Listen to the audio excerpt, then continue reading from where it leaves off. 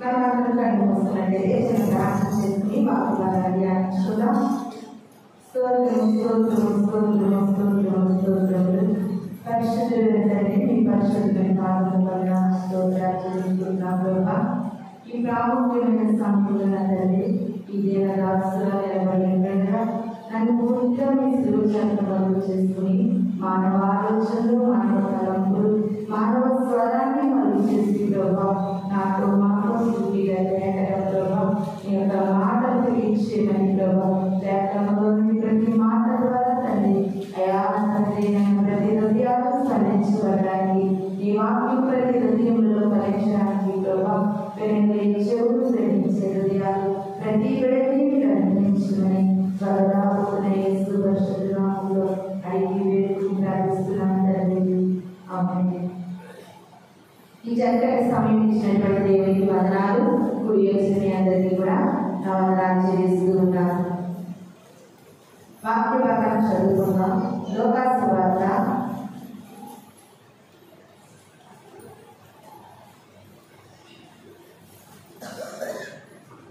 19వ అధ్యాయము 17వ వచనాన్ని చదువుకుందామండి.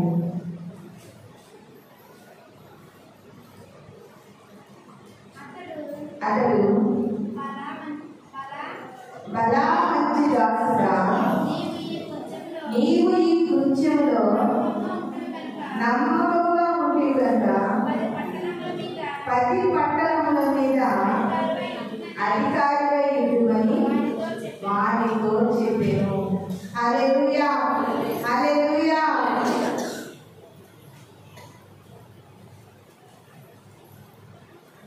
మనం చదువుకున్నటువంటి వాక్య భాగంలో యేసుక్రీస్తు వారు ఒక ఉపమానం తెలియజేస్తూ ఉన్నారు. ఏం తెలియజేస్తున్నారు? ఒక ఉపమానాన్ని చెబుతూ ఉన్నారు. ఒక వ్యాపారస్తుడు దూర ప్రాంతానికి, దూరదేశానికి వెళ్ళిపోతూ ఒక 3 వ్యక్తులను పిలిచి ఆ వ్యక్తులతో అన్నాడంటే, ఇదిగో నీకు ఒక 5 మేళాలు ఇస్తున్నాను, దీంతో నువ్వు వ్యాపారం చెయ్యి, మరలా నేను తిరిగి వచ్చేసరికి ఈ వ్యాపారాన్ని అభివృద్ధి చెయ్యి అన్నారంటే. అంటే ప్రియమైన సంగమా, ఇంకొక వ్యక్తిని పిలిచేది, ఆ వ్యక్తికి మేళాలు ఇచ్చేది, ఇంకొక వ్యక్తిని పిలిచి అతను ఒక మేళా ఇచ్చేది. అంటే ఈ 3 వ్యక్తులకి కూడా వారి యొక్క ఆలోచన తగినట్టుగా, జ్ఞానములకు తగినట్టుగా వారికి ఇచ్చి, నేను వచ్చేసరికి వీటిని మీరు ఏం చేయాలండి, వ్యాపారంలో వీటిని అభివృద్ధి పరచాలని ఇచ్చేసి వెళ్ళిపోయారు. ఇచ్చి వెళ్ళిపోయి కొంతకాలానికి మరలా దూరదేశం నుండి వ్యాపారస్తులు వచ్చేసరికి మొదట 5 మేళాలు తీసుకున్నాడు అంటున్నాడండి, అయ్యా 5 మేళాలు ఇంకొక 5 ఎక్కువ సంపాదించేది, ఇంకో 10 మేళాలు అని దేవుడికి ఆ యొక్క వ్యాపారస్తులు ఇచ్చినప్పుడు ఆ వ్యాపారస్తుడు అంటున్నాడు, మంచి బలా నమ్మకమైన దాసుడా, నీవు నేను ఇచ్చినటువంటి కొంచెంలో నమ్మకంగా ఉన్నావు కనుక నిన్ను 10 పట్టణాల మీద అధికారిగా ఉంచుతున్నాను అని చెప్పారండి. అలాగే ఇంకొక ఇచ్చినటువంటి మేళాలు గల వ్యక్తి అన్నాడండి, అయ్యా ఇదిగో నేను ఇచ్చిన మేళాన్ని నేను 5 మేళాలు ఇంకా అభివృద్ధి చేసి ఎక్కువ సంపాదించాలని చెప్తే అతన్ని కూడా దేవుడు ఏమంటున్నాడండి, మంచి బల నమ్మకమైన దాసుడా, నువ్వు కొంచెంగా ఇచ్చినప్పుడు దీంట్లో నువ్వు నమ్మకంగా ఉన్నావంటే 3వ వ్యక్తి వచ్చాడంట. 3వ వ్యక్తి వచ్చినప్పుడు ఆ వ్యక్తి వచ్చి అంటున్నాడండి, అయ్యా నువ్వు నాకు ఒక మేళా ఇచ్చేవు, ఆ మేళా నేను భూమిలో దాచిపెట్టాను, నువ్వు వచ్చే వరకు భద్రంగా దాచాను, ఇదిగో నీ మేళా అన్నాడండి. ఆ వ్యాపారస్తుడు దాచుకోలేకపోలేదు. ఆయన దాచుకోలేదా? ఆయన వచ్చేసరికి ఇంకా ఆయన ఇచ్చిన దానిని అభివృద్ధి చేస్తారని ఇచ్చాడు. అప్పుడు ఆ వ్యాపారస్తుడు అంటున్నాడు, చెడ్డ దాసుడా, నేను ఇచ్చిన దాంట్లో నమ్మకంగా ఉండలేకపోయావు, వీటిని తీసుకెళ్ళి అర్జెంటుగా చీకటి గదిలో వేసేయండి అంటున్నారండి. అంటే ఈ దినాన్ని మనం చెప్పుకోబోతున్నటువంటి వర్తమానం ఏంటంటే, దేవుడు మనకి ఏదైతే ఇచ్చాడో ఆ ఇచ్చినటువంటి కొంచెంలో నువ్వు నమ్మకంగా ఉంటే ప్రభు నేను అంటాడు, బలా నమ్మకమైన మంచి దాసుడా అంటాడు. లేదా ఇచ్చిన దానిని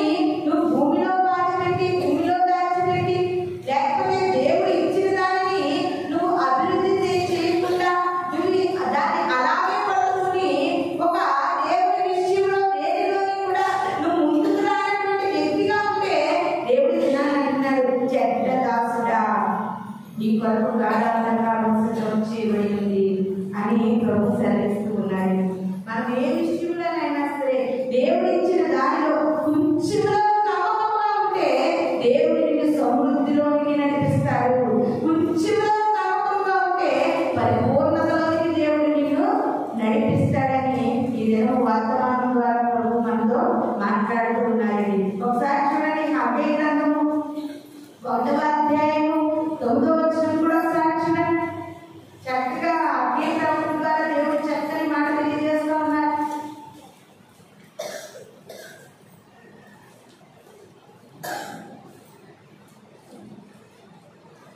హగ్గై గ్రంథము 1వ అధ్యాయము 9వ వచనం. విస్తారంగా చదవండి. విస్తారంగా కావాలని ఎదురు చూసింది, దాని కొంచెమే పడేను. మీరు దానిని ఇంటికి తేగా నేను దానిని చెదరగొట్టింది. హల్లెలూయా, హల్లెలూయా.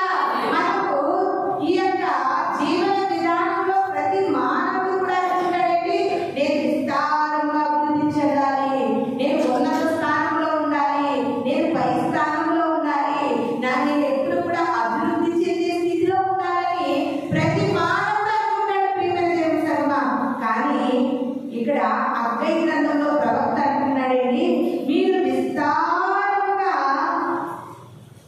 కావాలని ఎదురు చూస్తున్నారు, కానీ మీరు అనుకున్నట్టుగా విస్తారంగా మీరు పొందుకోలేకపోతున్నారు. మీరు కొంచెమే పొందుకుంటున్నారు. విస్తారంగా కావాలనుకుంటున్నారు, కానీ మీరు కొంచెమే పొందుకుంటున్నారు. దీనికి గల కారణం ఏంటంటే, దేవుడు నీకు విస్తారంగా కావాలని కోరుకుంటే దేవుడు నీకు ఇచ్చినటువంటి కొంచెంలో నమ్మకంగా ఉండాలి. అర్థమేంటి?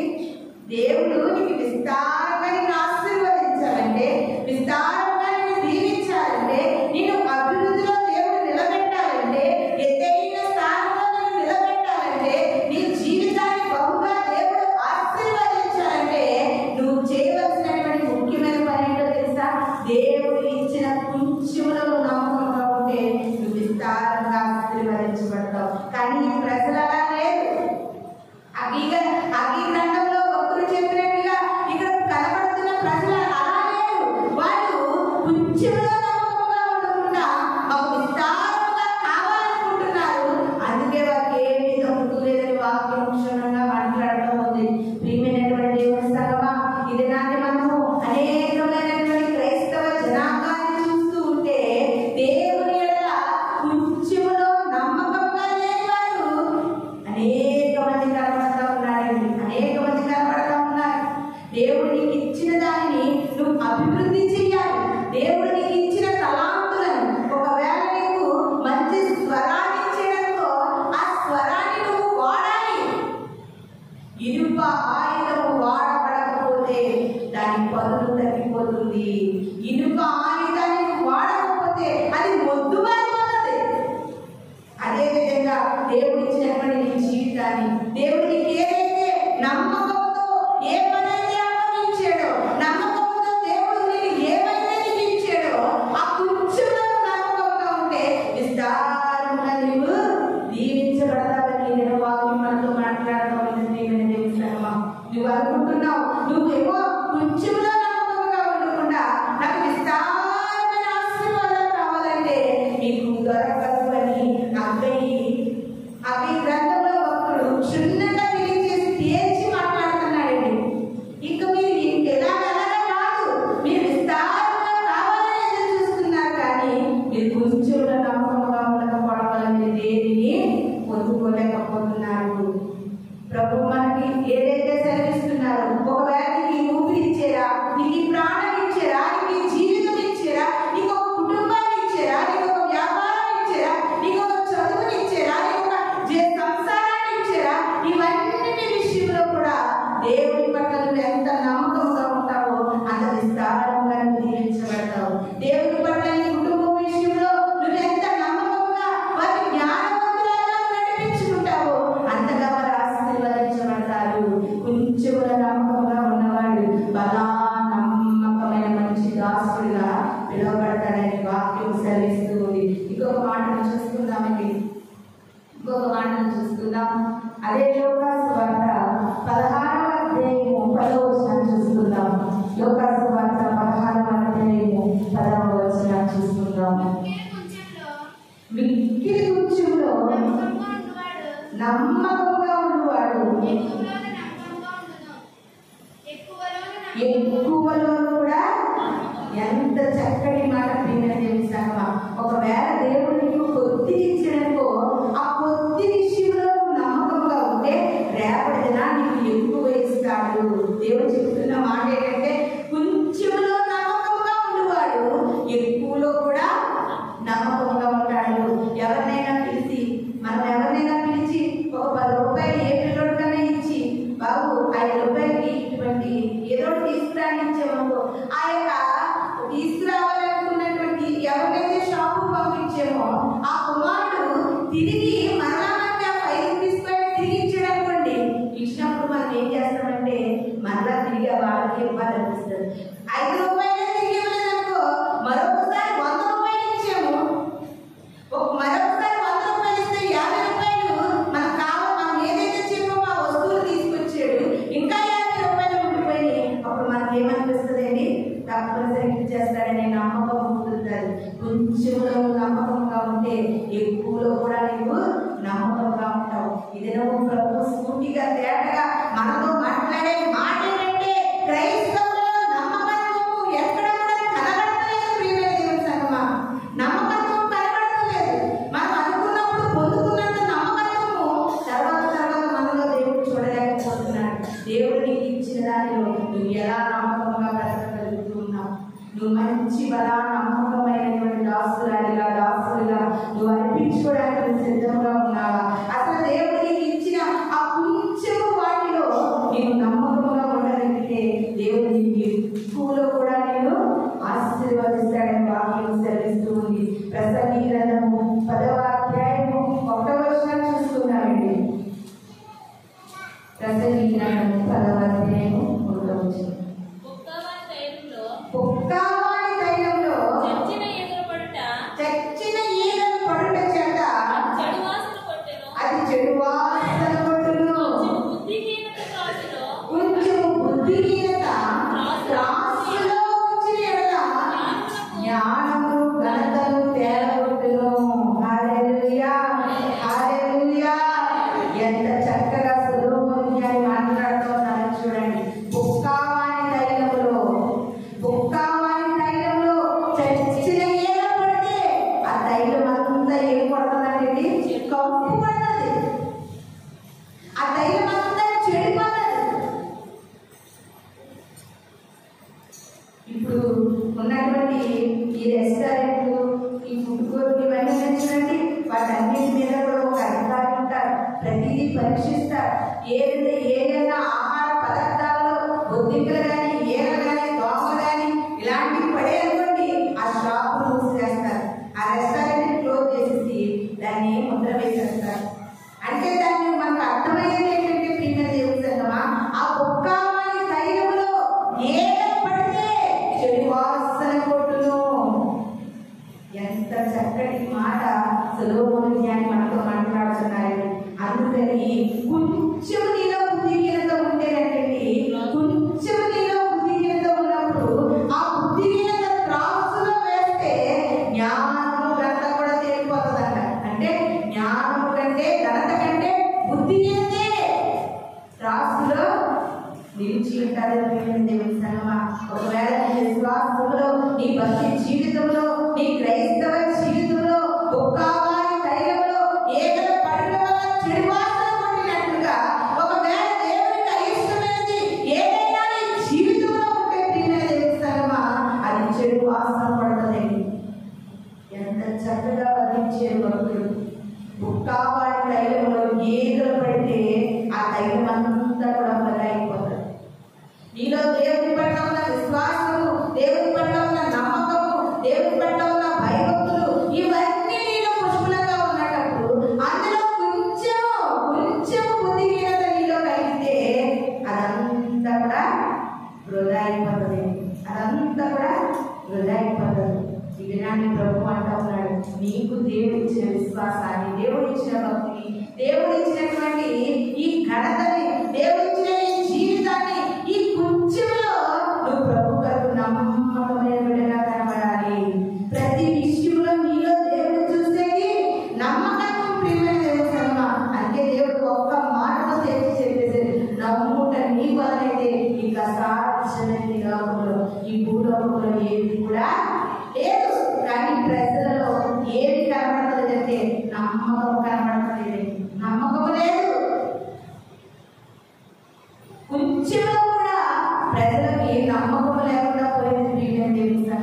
అంత నమ్మకం లేని భక్తి, నమ్మకం లేని విశ్వాసం, నమ్మకం లేని ప్రార్థనలో జీవిస్తున్నప్పటికీ కూడా అది ఎలా మారిపోతుందంటే ఒక్క వారి టైంలో ఏ పడితే ఎలా చెడుకోకపోవడంలో ఈ జీవితం కూడా పరలోక రాజ్యానికి చేరకుండా మధ్యలోనే మిగిలిపోతుందని ప్రభు సెలవిస్తూ ఉన్నారని ఇంకొక మాట చూస్తున్నాం.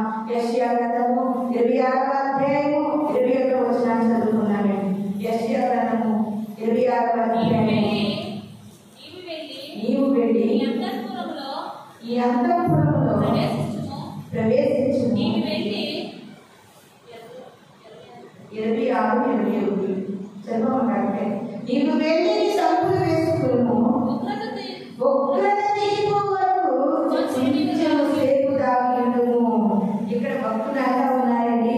నీవు అంతఃపురంలో ఉండు, నీ తలుపులు వేసుకో, ఎందుకంటే ఉగ్రత తీర్పు వరకు కొంచెం సేపు దాగవాలి. ఏం తీరే వరకు అండి? ఉగ్రత తీరే వరకు కొంచెం సేపు దాగాలి. ఈ మాటను బట్టి నాకు ఏమర్థమవుతుందంటే దేవుని సన్నిధిలో పాపము నీకు ఎదురుగా వచ్చినప్పుడు, పాపము చేసే అవకాశాలు మనకు కలిగినప్పుడు, పాపము చేసేటటువంటి ఛాన్స్ మనకు వచ్చినప్పుడు అంటే ఆ కొంచెం సేపు కూడా మనము ఆ పరిస్థితుల నుండి దాక్కోవాలంట. ఆ పరిస్థితి నుండి దాక్కోవాలి. అందుకే కీర్తన 1వ అధ్యాయంలో భక్తుడు తెలియజేస్తా ఉన్నాడు, దుష్టుడు ఆలోచించబడినాడు పాపులు నడిచే మార్గంలో నిలవకూడదు, దాక్కోవాలి. పాపులు నడిచే మార్గంలో నువ్వు దాక్కోవాలి. నువ్వు కొంచెం సేపు ఆ పాపం ఉన్న చోట నువ్వు నిత్యముగా అక్కడే నిలిచిపోతే, అక్కడే ఉండిపోతే, అక్కడే నువ్వు ఆగిపోతే తప్పనిసరిగా పాపము నిన్ను పట్టుకుంటుంది. పాపము నిన్ను వలవేస్తుంది. ప్రియమైన దేవుని సన్నిధిలో అది పట్టుకోకముందే ఆ స్థలానికి అక్కడ పాపం ఉందని నీకు గ్రహింపు రాగానే నువ్వు కొంచెంసేపు దాక్కోవడం వల్ల నువ్వు పాపం నుండి తప్పించబడతావు. దాక్కోవడం వల్ల నువ్వు విడిపించబడతావు. నువ్వు దాక్కుని ఉండడం వల్ల ఆ పాపం యొక్క చేతిలో నుండి నీకు విడుదల కలుగుతుందండి. అవకాశాలు మనం వెతుక్కుంటూ వస్తాయంటారు చూడండి. పాపం అనే అవకాశాలు మనకి ఎన్నో రూపాల్లో వెతుక్కుంటూ వస్తాయి. దానికి ఇంకా అసలు హద్దు లేదు. ప్రియమైన దేవుని సన్నిధిలో అది నీకు వెతుక్కుంటూ వచ్చినప్పుడు నువ్వు దానికి కనబడకుండా నువ్వు దాక్కోవాలి. ఉగ్రత తీరిపోయే వరకు కూడా నువ్వు ఏం చేయాలంట? దాక్కునే బిడ్డగా ఉండాలని వాక్యం మనకి సెలవిస్తూ ఉండేది. సామెతల గ్రంథము 15వ అధ్యాయము 16వ వచనాన్ని చూసుకుందామండి. సామెతల గ్రంథము 15వ అధ్యాయము 16వ వచనం. నెమ్మది లేకుండా విస్తారమైన ధనముండు కంటే యెహోవా యందు భయభక్తులతో కూడా కొంచెం కలిగి ఉండుట మేలు. ఎంత చక్కటి మాట చూడండి.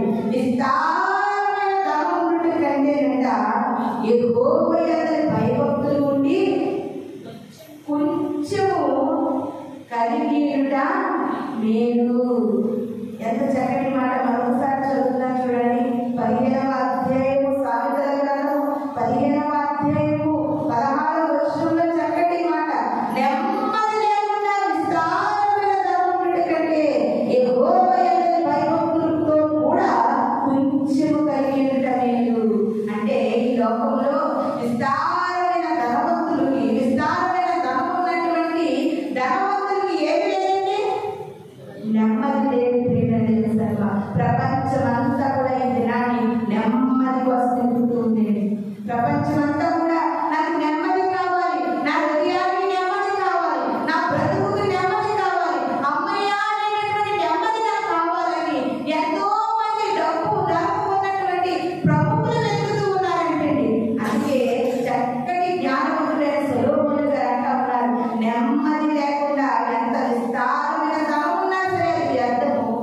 యెహోవా యందు భయభక్తులతో కూడా కొంచెం కలిగి ఉండడం మేలు. కొంచెం కలిగి ఉండడం మేలు. విస్తారమైన ధనం ఉండడం వల్ల ఈ యొక్క రోజుల్లో మనం చూస్తుంటే విస్తారమైన ధనం ఉంటే ఆ ధనం వల్ల ప్రజలకు ఏమనట్లేదండి, నెమ్మది ఉండట్లేదు. నెమ్మది ఉండట్లేదు. ఆ నెమ్మది కోసం ప్రపంచం అంతా ఎదురు చూస్తూ ఉండేది. నెమ్మది లేక అనేక మంది మనసులో నెమ్మది లేక, హృదయంలో నెమ్మది లేక, నెమ్మది పొందుకోలేక అనేక మంది దినాన ఆత్మహత్యలు కూడా చేసుకుంటూ ఉన్నారు. నెమ్మది ఎక్కడ దొరుకుతుందండి? నెమ్మది ఎక్కడ దొరుకుతుంది? నీ వాక్యమే నాకు, నా బాధలలో నాకు నెమ్మది కలుగజేస్తుంది. నెమ్మది ఎక్కడుందంటే వాక్యంలో ఉంది.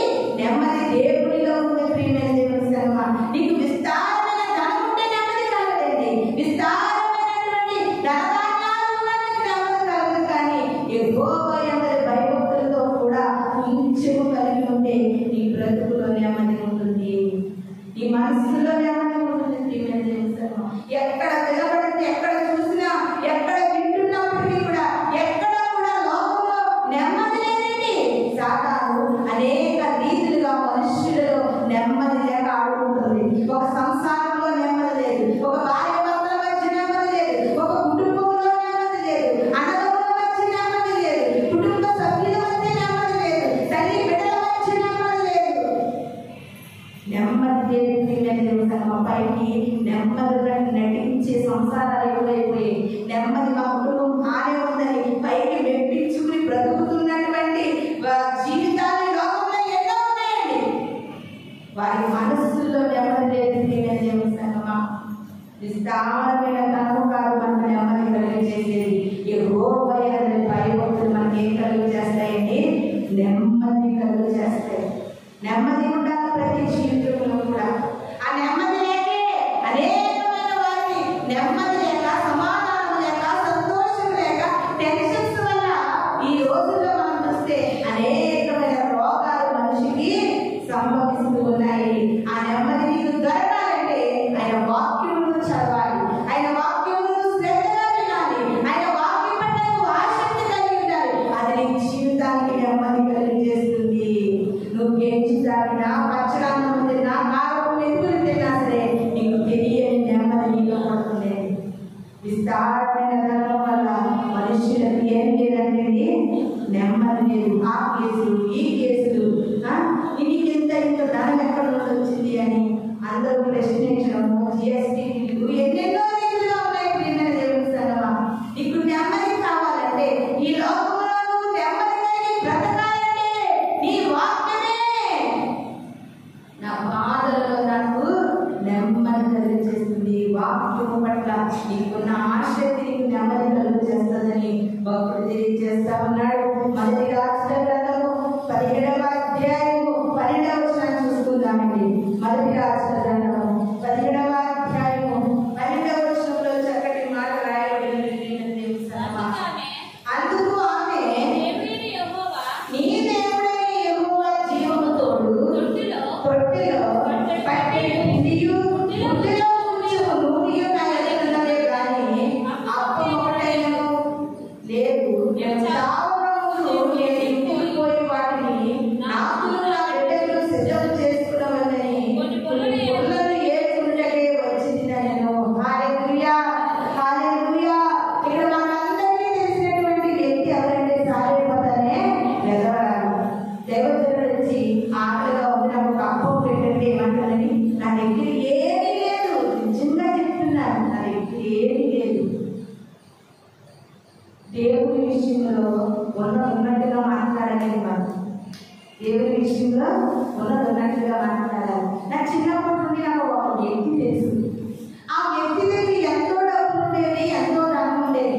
ఎప్పుడు చూసినా సరే ఆ వ్యక్తి ఏమని మాట్లాడాలి? ఏమీ లేదు, ఏమీ లేదు, ఏమీ లేదు అని మాట్లాడింది. నేను అలా చూస్తుండగా కొన్ని రోజులకి ఆ వ్యక్తి ఏమీ లేదని వెళ్ళిపోయింది. ఈ నోటి మాటలు జాగ్రత్తగా ఉండాలి. దేవుడికి ఇచ్చాడా ఆ కొంచెంలో నమ్మకంగా ఉండు. ఇచ్చినా సరే ఏమీ లేదనే మాట క్రైస్తవుల నోట రా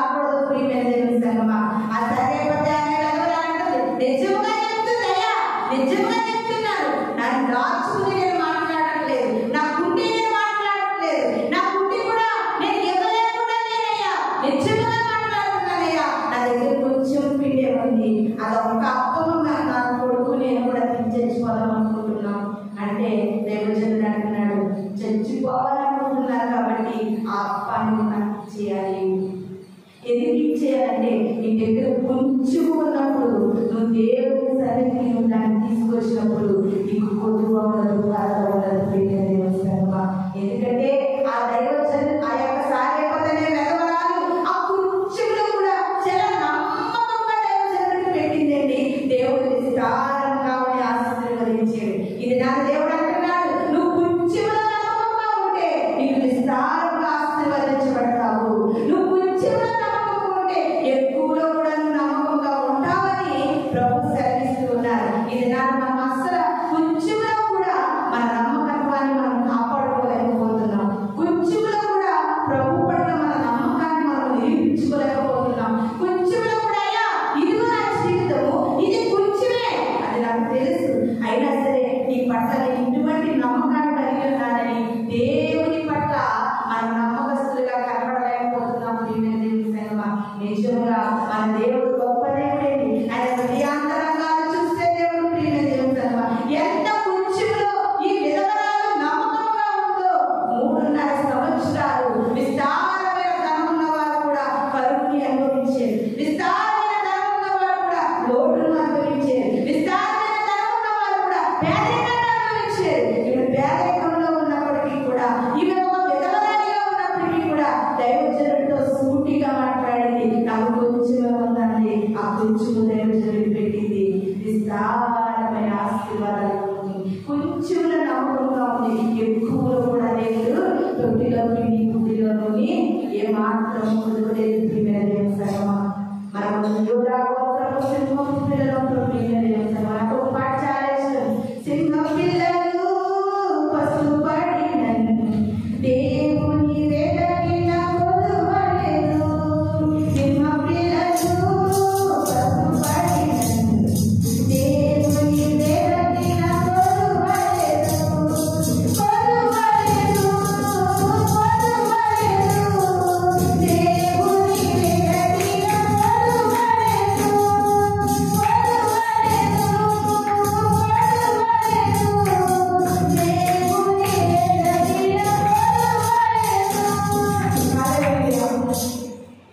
ఇది నాకు ఎందుకు పొరుగులో ఉన్నాము, ఎందుకు కొరతలోనే ఉన్నాము, ఎందుకు లోటులో బాధపడుతున్నావంటే నువ్వు కొంచెంలో దేవుని పెట్టే బిడ్డగా ఉండాలి, కొంచెంలో దేవుడితో నమ్మకంగా పెట్టే బిడ్డగా ఉండాలి. దేవుడికి ఇచ్చినటువంటి ఆ కొంచెమే ఆరోగ్యమా, ఆ ఆరోగ్య విషయంలో దేవుడి కోసం నమ్మకంగా బ్రతికే బిడ్డగా ఉండాలి. ఆరోగ్యం కొంచెంగా ఉందని ప్రార్థన తగ్గిపోకూడదు, విశ్వాసం తగ్గిపోకూడదు, భక్తి తగ్గిపోకూడదు, భయం తగ్గిపోకూడదు. ప్రియమైన దేవుడి సంగమ, నువ్వు దేవుడి విషయంలో ఏదైతే కొంచెంలో నమ్మకంగా ఉంటావో దేవుడు విస్తారమైన వాటిలో నిన్ను నమ్మకస్తునిగా నిలబెడతాడు. దావీదు గారు అనుకున్నారండి, నేను దావీదు గారు ఆ గొర్రెలు ఆ కొంచెంలోనే దావీదు దేవుడిలో నమ్మకంగా ఉండడం ప్రారంభిస్తే దేవుడి గొర్రెల కాచుకునే దావీదుని తీసుకెళ్ళి సింహాసనం ఇచ్చే. దావీదు గారు అనుకున్నారు, అయ్యో ఆ సౌలు మహారాజు గుర్తుని చేసుకుని అల్లుడవుతామని దావీదు అనుకుంటే దేవుడు అంటున్నాడు, నువ్వు అల్లుడవుతామని నువ్వు చిన్న చిన్న ఆలోచనలు ఉన్నావేమో, కాదు, నువ్వు అల్లుడే కాకుండా ఆ సింహాసనానికి మహారాజు అవుతామని దేవుడు ఉన్నతమైన ప్రణాళికలను చెప్పి నువ్వు ఎత్తైన కొండ మీదకి ఎక్కాలనుకుంటే, నువ్వు విస్తారంగా ఆశీర్వదించబడాలంటే, దేవుడితో నువ్వు ఆత్మీయతలో విస్తారంగా బలవంతంగా ఉండాలంటే, ఆయన ఒక పాట పాడే ఛాన్స్ నీకు ఇచ్చాడా, ఒక పాట పాడే స్వరం ఇచ్చాడా, విస్తారంగా నేను ఆశీర్వదిస్తాడు. వాడబడాలి, దేవుడి కొరకు పరిచర్యలు వాడబడాలి, ప్రార్థనలో వాడబడాలి, ప్రవచనంలో వాడబడాలి, దర్శనంలో వాడబడాలి. దేవుడి కొరకు అనేక పరిస్థితుల్లో ఒక్కొక్కరు ఒక్కొక్క రీతిగా వాడబడితే ఇనుప ఆయుధం వాడబడే కొద్దీ కూడా దాని పదులు పెరిగినట్టుగా ఈ విశ్వాసం కూడా వృద్ధిలోనికి వస్తుంది, ఈ ఆత్మీయత కూడా వృద్ధిలోనికి వస్తుంది. ఎవ్వరు కూడా దేవుడు ఎందుకు ఇచ్చాడో ఈ ప్రాణం, ఎందుకు ఇచ్చాడో ఈ జీవితం, ఆయన చాలలేదు. మందిరానికి వెళ్ళడమే కదా గొప్ప కార్యం, ఆ మందిరానికి వెళ్ళడమే ఎందుకు కూర్చొని చాలా చాలా అనుకుంటున్నామేమో. అలాగా ఇచ్చినటువంటి నేనాన్ని భూమిలో తప్పెట్టిన వాడితో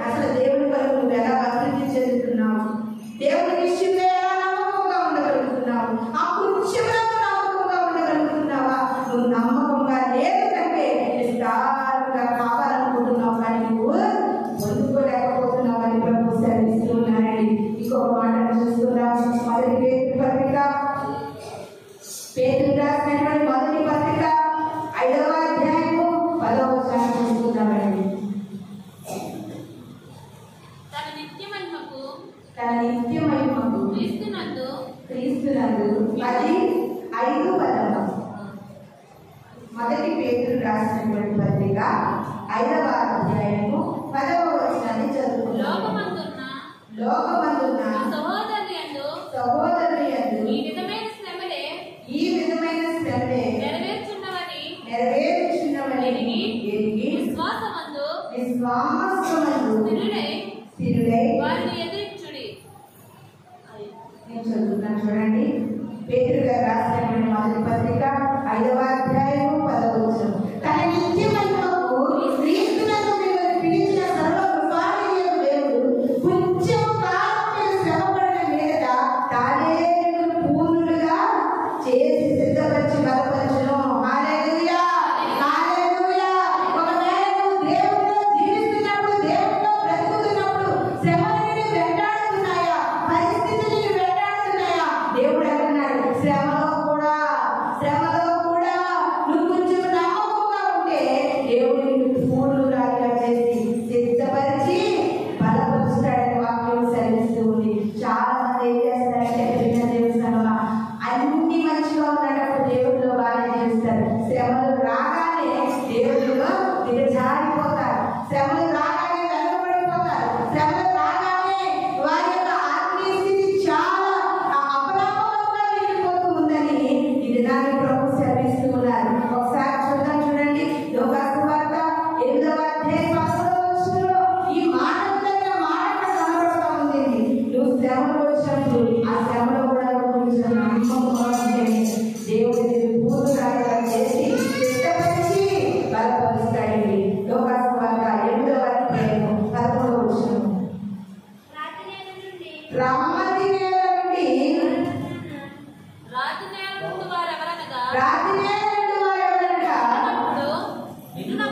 వినునప్పుడు వాక్యమును సంతోషంగా అంగీకరించేవారు కానీ వారికి వేరు లేనందున కొంచెం కాలము నమ్మి సోదర కాలంలో తొలగిపోతారు. హల్లెలూయా, హల్లెలూయా. పేతురు గారు అంటున్నారండి, శ్రమ కాలం వచ్చినప్పుడు ఆ శ్రమలో కూడా నువ్వు కొంచెం నమ్మకంగా ఉంటే దేవుడు నిన్ను ఆ శ్రమలలో నుండి విడిపించి నీ నమ్మకత్వాన్ని బట్టి నిన్ను పూర్ణురాలుగా సిద్ధపరిచి బలపరుస్తాడు అంటున్నాడు. ఇక్కడ దేవుడు విత్తనాలుగా చెప్పారండి. మనకు అందరికీ తెలుసు, యేసుక్రీస్తు వారు ఒక ఉపమానం చెప్పారు. ఏమి విత్తనాలంటే విత్తనాలు చల్లినప్పుడు కొన్ని త్రోవ ప్రక్కన పడిపోయినాయి, కొన్ని రాతి నేలలు పడ్డాయి, కొన్ని ముళ్ళ దుంపల్లో పడ్డాయి, కొన్ని మంచి నేలలు పడ్డాయి అని దేవుడు ఏ నేల పడిన వారు ఎలాంటి వారు కూడా ఇక్కడ వివరించడము జరిగింది. రాతి నేలలు పడిన వారు ఎవరగా చూడండి. ఆ మాట మళ్ళీ చూడండి. రాతి నేలలో పడిన విత్తనాలు ఎవరగా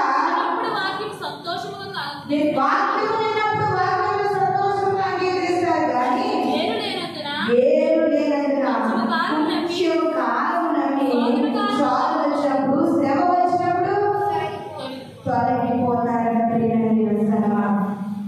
అంటే ఈ శోధన వచ్చినప్పుడు, శ్రమ వచ్చినప్పుడు తొలగిపోవడం వల్ల మనం దేవుడి రాజ్యాన్ని చేరుకోలేమని దినవాక్యం సెలవుస్తుంది. కొంచెము శోధన, కొంచెము శ్రమలు, కొంచెము బాధలు నీలో కలిగినప్పుడు నువ్వు ప్రతి విషయంలో కూడా దేవుడి కొరకు నమ్మకమైన విధంగా నువ్వు జీవించాలి. ఆ కొంచెంలో నమ్మకంగా ఉంటే నీకు విస్తారమైన ఆశీర్వాదాలు దేవుడు అనుగ్రహిస్తారని. అందుకని యోగు గారు చూడండి, శ్రమల కాలంలో కొంచెంలో కూడా ఆయన తప్పిపోకుండా ఉన్నప్పుడు యోగు గారి జీవితంలో రెండంతల ఆశీర్వాదం పొందుకోలేదా? ఇది నాకు ప్రభు మనతో మాట్లాడుతూ ఉన్నాడు. మనం చెప్పుకుంటున్నాం కదండి, వాక్య భాగం యొక్క టైటిల్ ఏంటంటే ప్రియమైన దేవస్థానమా, కొంచెంలో నమ్మకంగా ప్రభు కొరకు జీవించాలి. ఆ కొంచెంలో నమ్మకంగా ఉండగలిగితే ఎక్కువలో కూడా దేవుడు నిన్ను ఆశీర్వదిస్తాడండి. ఆ కొంచెంలోనే నమ్మకంగా లేకుండా మనం అనేక మార్లు కలిగిపోతున్నాం. అందుకే మనం ఆశీర్వదించబడలేకపోతున్నాం. లాస్ట్ వీక్ ఒక మాట చదువు ముగించుకుందాం. మొదటి తిమోతి గారికి రాసిన పత్రిక 4వ అధ్యాయము 7వ వచనం చదువుతున్నామండి. మొదటి తిమోతి పత్రిక 4వ అధ్యాయము 8వ వచనము. ఇక మీదట నా కొరకు నీతి కిరీటం ఉంచబడి ఉన్నది. నీతి కిరీటం ఉంచబడి ఉన్నది. ఆ దినమందు నీతిగల న్యాయాధిపతి అయిన ప్రభువు అది నాకును. మైండ్ ఎక్కడ పెడతామా? శరీర సంబంధమైన చాలా డిస్టర్బెన్స్ చేస్తున్నారు ఈరోజు. చదవమ్మా. శరీర సంబంధమైన సాధకము కొంచెం మట్టుకే ప్రయోజనకరమైనది కానీ దైవభక్తి ఇప్పటి జీవం విషయంలోను రాబో జీవం విషయంలోను వాగ్దానంతో కూడినదైనందున అది అన్ని విషయంలో ప్రయోజనకరమవును. ఎంత చక్కటి మాట చూడండి. శరీర సంబంధమైన సాధకము కొంచెం మట్టుకే. ఈ లోకంలో అద్భుతాలు కావాలనుకుంటున్నావా? స్వస్థత కావాలనుకుంటున్నావా? ఈ లోకంలో అన్ని విషయాలు కూడా ఆశీర్వదించబడాలనుకుంటున్నావా? అదంతా కూడా కొంచెమే. దైవ భక్తి విషయంలో కనుక నువ్వు ఎదురు చూస్తే అది ఎప్పటి జీవము విషయంలోనూ రాబో జీవము విషయంలోనూ కూడా మనకి గొప్ప మేలు అని భక్తులు తెలియజేస్తా ఉన్నాడు. ఇప్పుడు ఏదైనా ప్రభుత్వం వారు ఫ్రీగా మనందరికీ కూడా ఏదైనా ఒక ఐటెం పంచిపెడతారనుకోండి, అందరికీ ఫ్రీగా పంచిపెడుతున్నారు. పంచిపెట్టినప్పుడు కొంతమందికి ఏమో ఫుల్గా ఇచ్చి కొంతమందికి కొంచెం ఇస్తే ఊరుకుంటావా? ప్రభుత్వం వారు చక్కగా ఫ్రీగా ఇస్తా ఉంటే ఆవిడకేమో ఎక్కువ ఇచ్చావు, నాకేమో కొంచెం ఇచ్చావు, వాళ్ళకేమో ఎక్కువ ఇచ్చావు, నాకేమో కొంచెం ఇచ్చావు అంటారా? అంటే మనం ఏంటంటే ఫ్రీగా వస్తుంది, ఫ్రీగా మాట్లాడుతున్నారు, అందరినీ ఎక్కువ ఇస్తున్నారు, నాకు కూడా ఎక్కువ కావాలి అనే ఆలోచనలో ఉంటారు.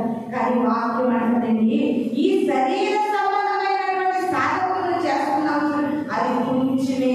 నువ్వు ఈ లోకంలో తినేవాటి వరకు, సంపాదించుకునే వాటి వరకు, ప్రభుత్వం ఫ్రీగా ఇచ్చేవాటి వరకు కొంచెం వేస్తే ఇష్టపడలేకపోతున్నావు.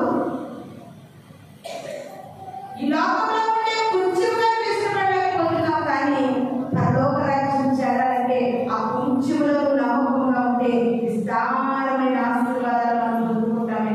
ఈ శరీర సంబంధమైన ఈ 78 జీవితంలో నువ్వు జీవించే విశ్వాసం, నువ్వు జీవించే భక్తి ఇది కొంచెమే. కానీ ఎక్కువగా శాశ్వతంగా మనకి పరలోక రాజ్యం ఈ కొంచెం జీవితం వరకు నువ్వు ఇష్టపడుతున్నావు. కానీ విస్తారమైన ఆశీర్వాదాలు మనము పొందుకుంటామే. అసలు మనకు అర్థం కావట్లేదు. ఈ జీవితమే ఇదే గొప్ప అనుకుంటున్నావు.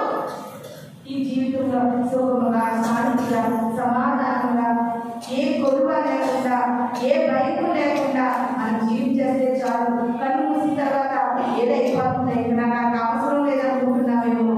కానీ అసలైన జీవితం మనకి కళ్ళు మూసిన తర్వాతే ప్రారంభమవుతుందని ప్రతి క్రైస్తవుడు గ్రహించుకోవాలి. నువ్వు ఈ జీవితం అంటే దేవుడు అనుకోవడం కాదు, కానీ నీకు రాబోయే జీవితం ఉందనే ఒక నిరీక్షణ కలిగి నువ్వు కొంచెంలో దేవుడు ఒకవేళ నీకు కొంచెం ఇచ్చాడా, చిన్ని ఇల్లు ఇచ్చాడా, చిన్ని జీవితం ఇచ్చాడా, చిన్ని జీతం ఇచ్చాడా, చిన్ని వ్యాపారం ఇచ్చాడా, అందరూ మంచిగా సంపాదిస్తుంటే నువ్వు సంపాదించిన చిన్ని కూలి పని ఇచ్చాడా, అందులో నమ్మకంగా ఉండాలి.